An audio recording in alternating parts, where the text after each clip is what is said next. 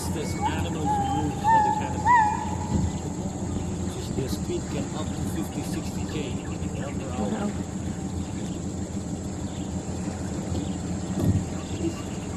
The fastest animals moving on the canopy.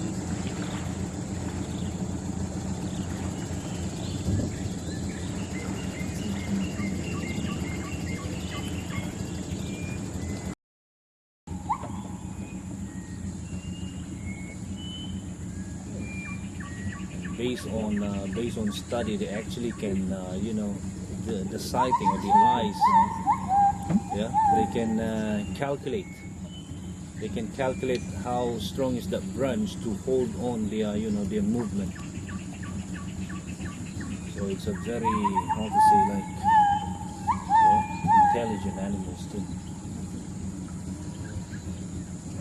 So they swing.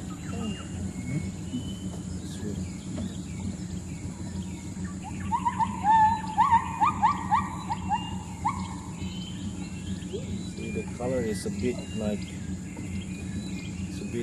how to say, like gray color, yeah.